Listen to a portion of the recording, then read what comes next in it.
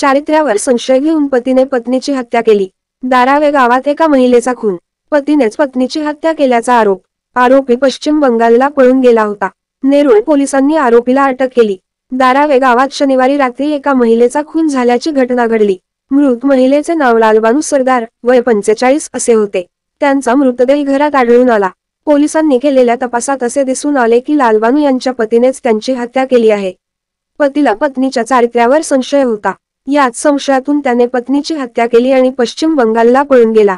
नेरूळ पोलिसांनी तातडीने तपास करत आरोपीला अटक केली आहे। त्याच्यावर खुनाचा गुन्हा दाखल करण्यात आला आहे। वरिष्ठ पोलीस निरीक्षक तानाजी भगत यांनी या प्रकरणी अधिक माहिती दिली आहे।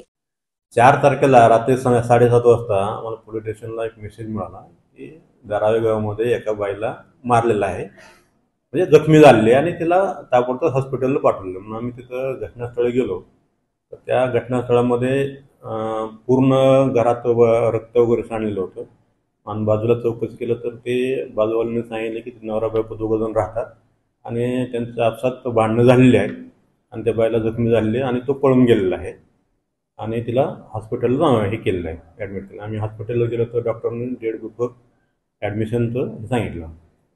त्यावरून आम्ही त्याचा मुलगा म्हणजे मेहताचा मुलगा यांच्याकडे चौकशी केली तर त्यांचं भांडणं दुपारी त्याचे वडील आले होते कलकत्त्यावरून आणि त्यांनी दुपारी त्यांची भांडणं झाल्याचं त्याला पण त्याच्या आईने सांगितलं होतं की आमचे हा आला पण इथं तक करतोय म्हणून आणि त्याच्यावरून त्यांची भांडणं होऊन त्या नवऱ्याने तिला मारलेलं आहे। ह्यात मारण्याचं मेन कारण म्हणजे जो मैताचा नवरा आहे तो मूळ गावी राहत होता आणि ते इथं राहत होतं, तर इथं राहिल्यानंतर त्या चारित्र्यावर ते संशय घेत होतं। त्या संशयातून तिने त्याला मारलेलं आहे।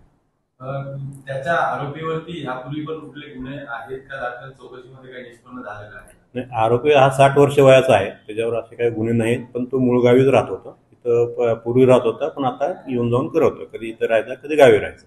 न्यायालयाने किती दिवसाची? न्यायालयानं 9 तारखेपर्यंत त्याला कस्टडी दिलेली आहे। आपण त्याच्याकडून ते जप्त पण त्याचे एक चाकू पण जप्त केलेला आहे आणि जे मारलेलं जे हे आहे रॉड आहे तो पण जप्त केलेला आहे।